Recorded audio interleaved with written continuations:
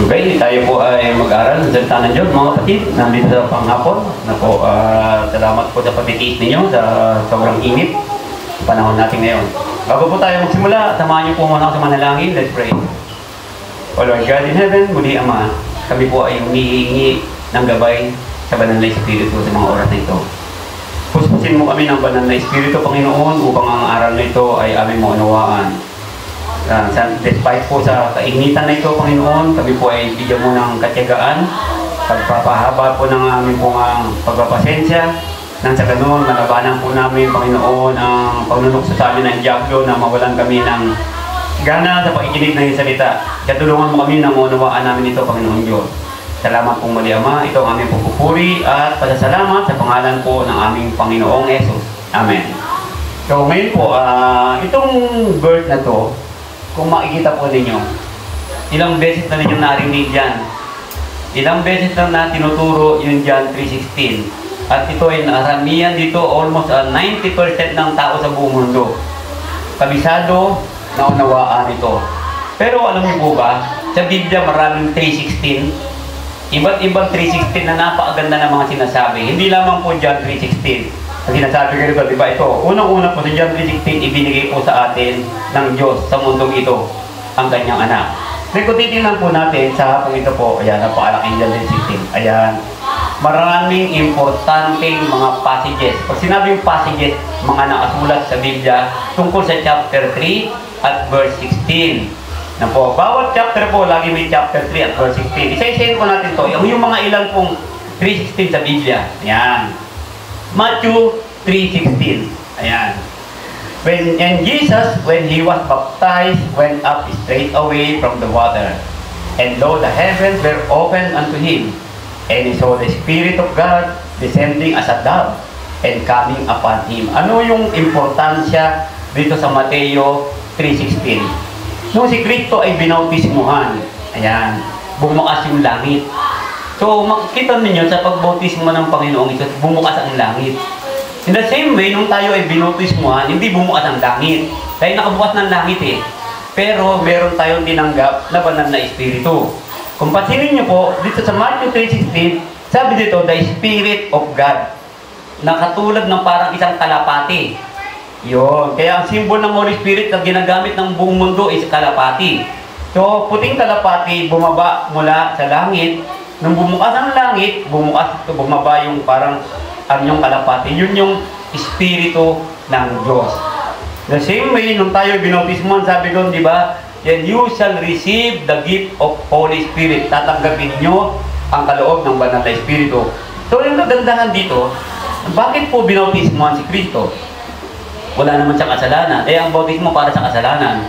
So, kung titingnan nyo po, si Yesu Kristo ay nagpakita po ng isang magandang ehemplo o example para makita ng mga tao na siya nga mismo nagpabautismo eh.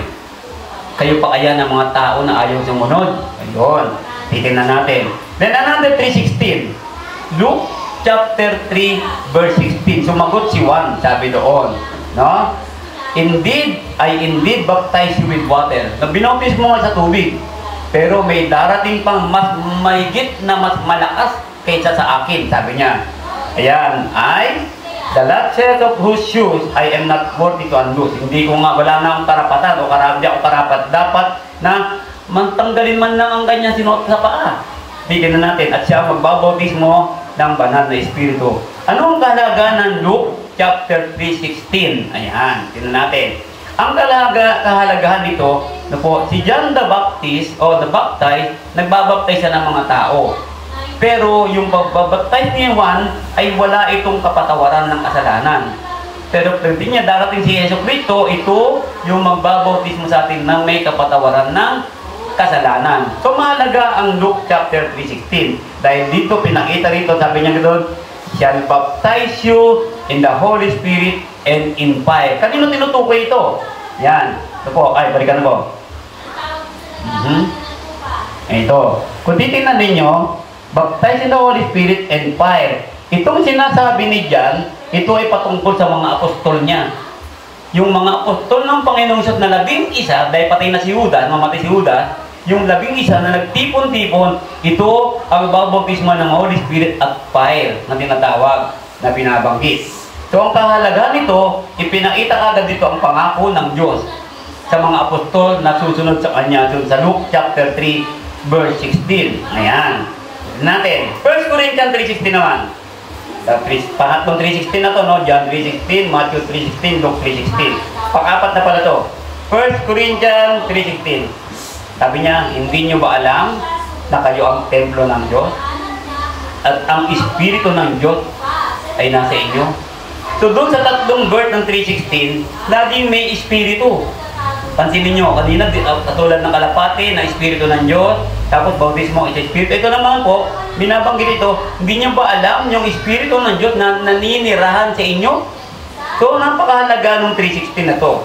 No, dapat ito yung maunawaan ng mga Kristiyano ngayon. Gaya itong 1 Corinthians 3.16, marami nang nabautismuhan.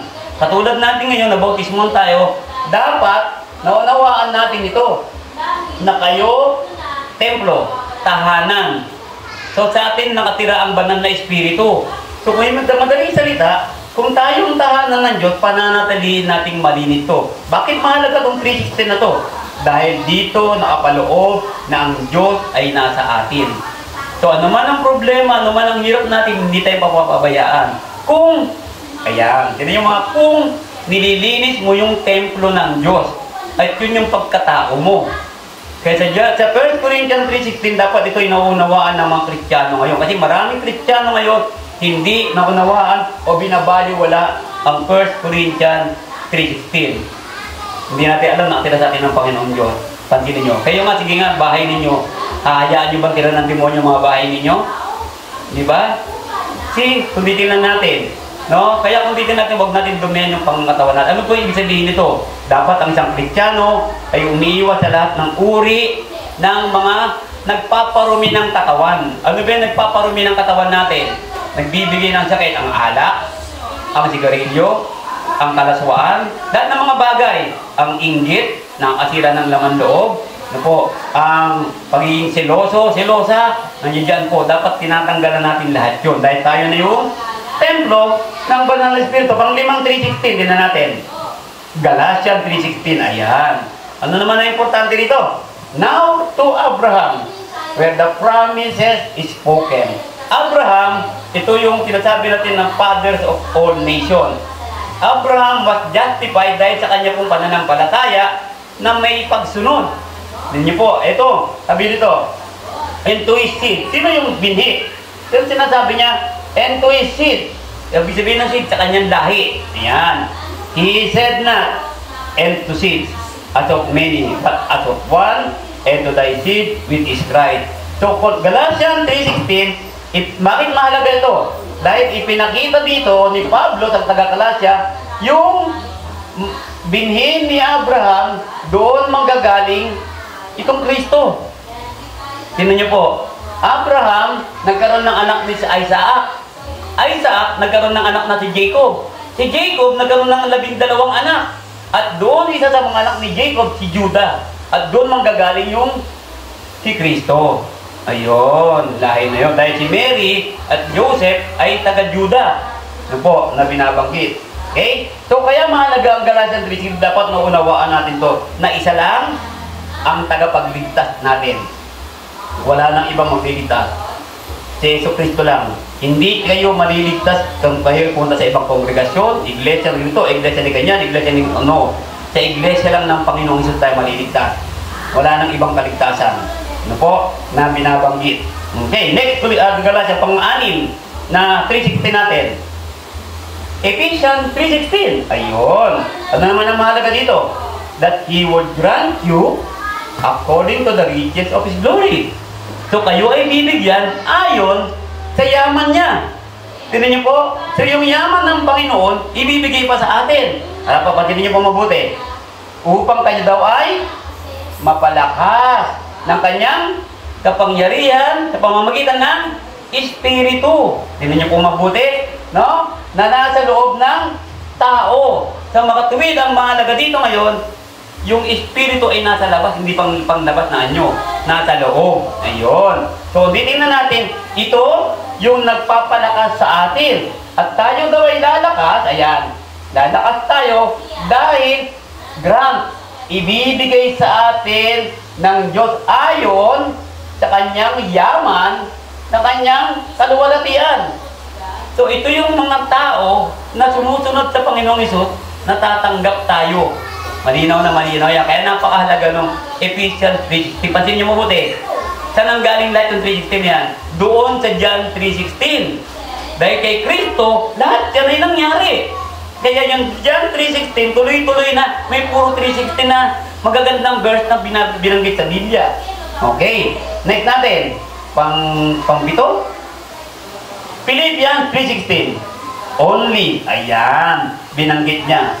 Only. Siya lang. Whereunto we have attained. By that same rule, let us walk. So, anong ibig sabihin nito? Anong mahalaga ito? Sa pamamagitan lang ni Kristo. Ayan, kung saan tayo makakamit natin. Yung anong mga bagay na makakamit natin? Makakamit natin ang kaligtasan dito kay Kristo lamang.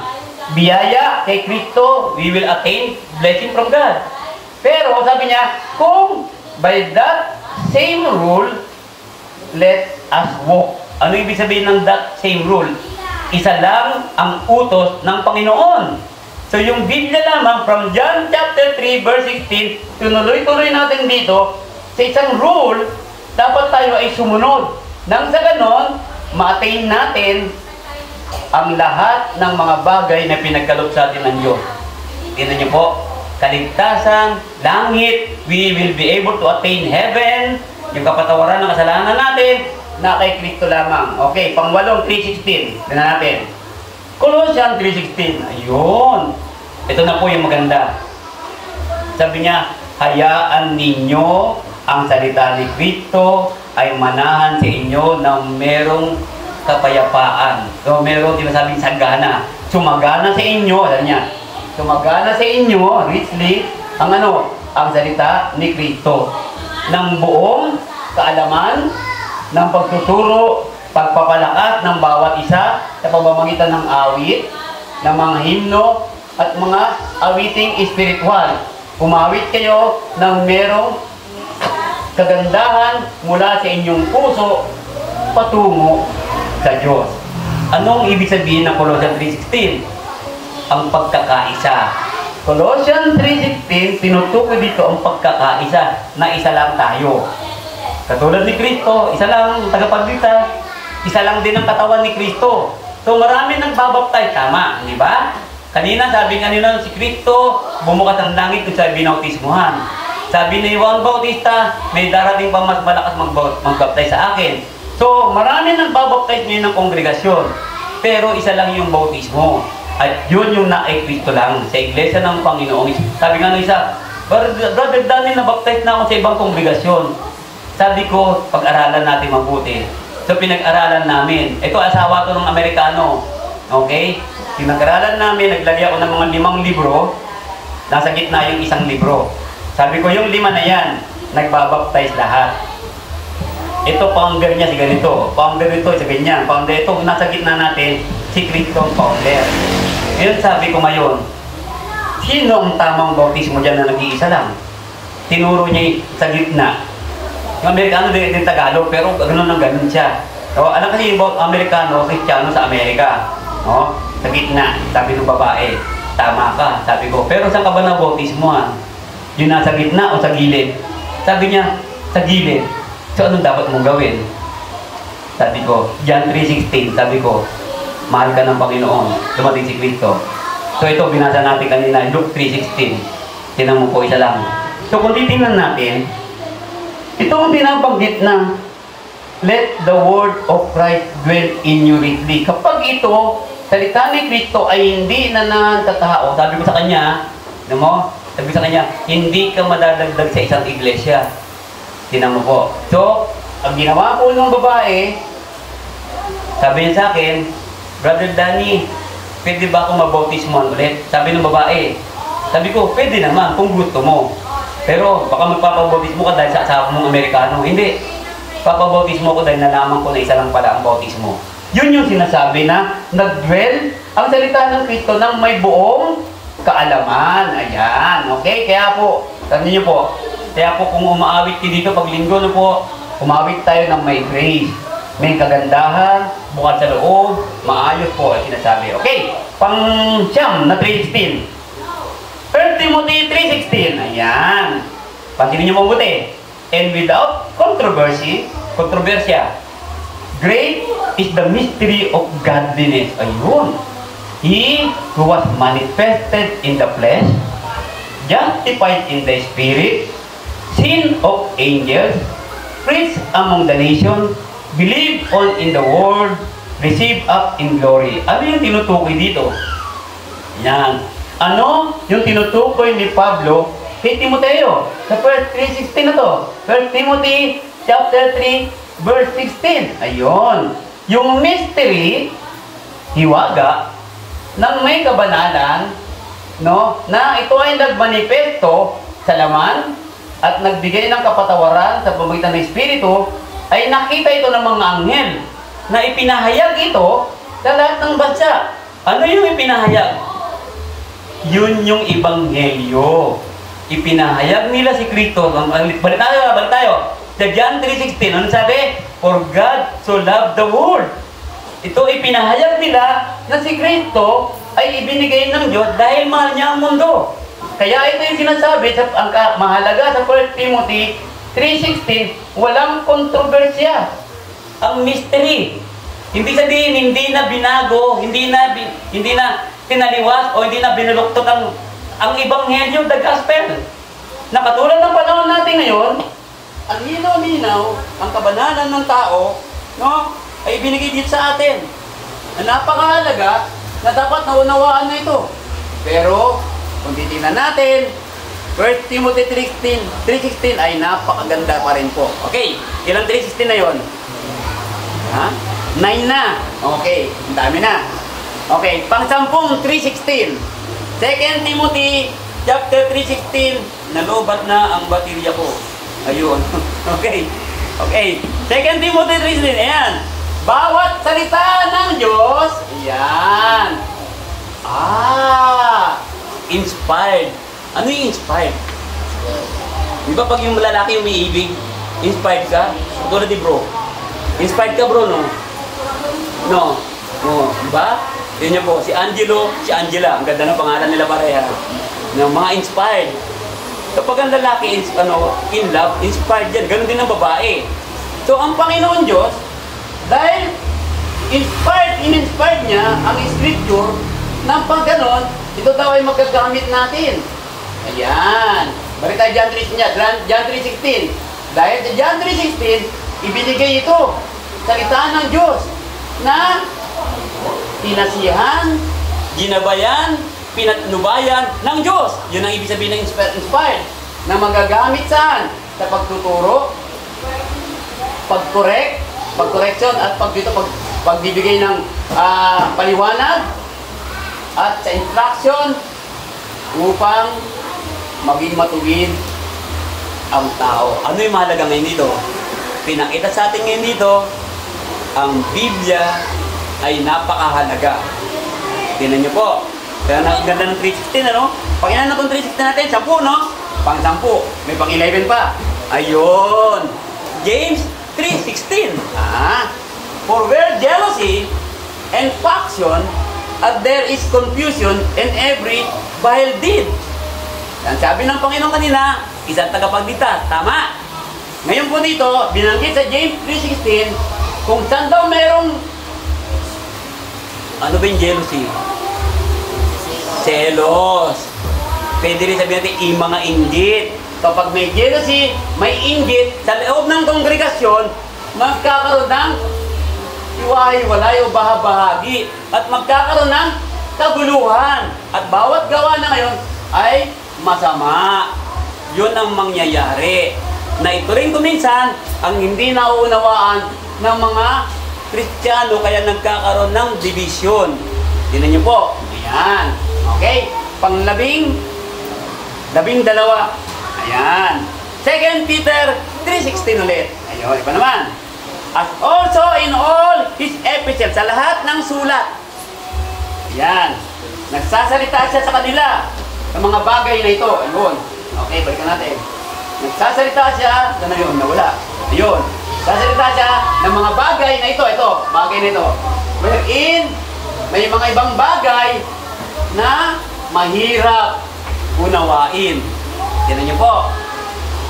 Dahil pagiging ignorant at hindi matatag, at they do also the other scriptures unto their own destruction. Ano yung importante sa 2 Peter chapter 3 verse 16? Kapag ang salita ng Diyos ay hindi natin inunawa, hindi natin inintindi, yan din ang ating, pansinin niyo po, ikapapahamak.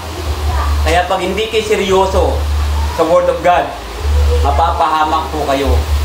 Mapapahamak tayo. Katulad ng mga batang ito, hindi po, kapag kayo hindi seryoso sa buhay nyo, akala nyo lang, buhay kayo. Paano pag namatay na kayo bukas? Hindi na itatanda. Ano? Pero patay na kayo ng bata eh. Yan, kaya dapat ngayon, pinapaunawan sa kanila to. Yan. Okay, next. Pangilan na to? 13. Ayan. 1 John 3:16. Ayan. Okay. Hereby, know we love. Nagmamahal tayo. Dahil ito, tinan nyo po mabuti Di ba? Tanggalin natin to. John 3:16, di ba?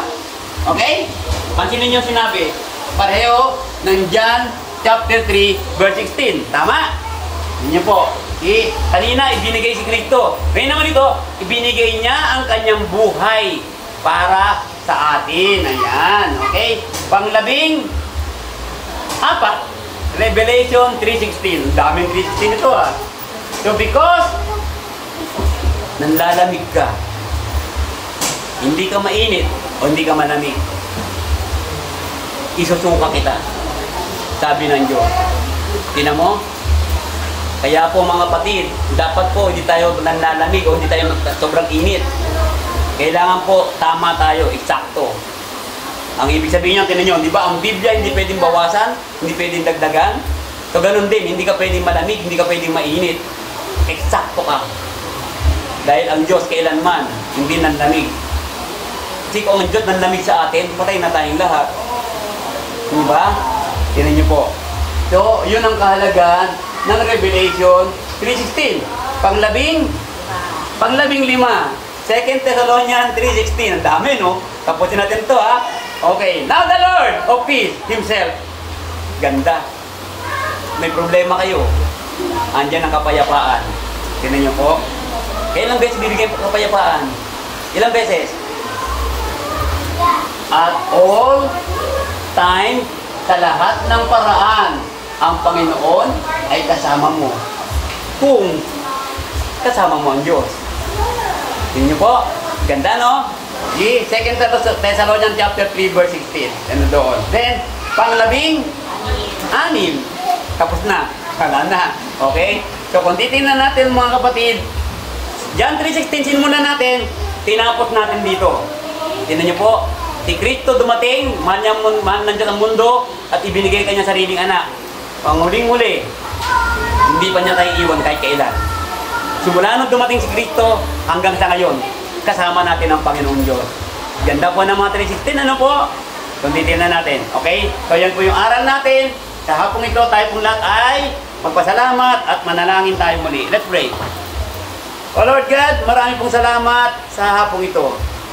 Tunay Ama, napakarami pa po ng 3:16 sa Biblia, kung saan napakaganda po ng mga salitang ito na nagbigay sa amin ng pangunawa, kalakasan, katatagan.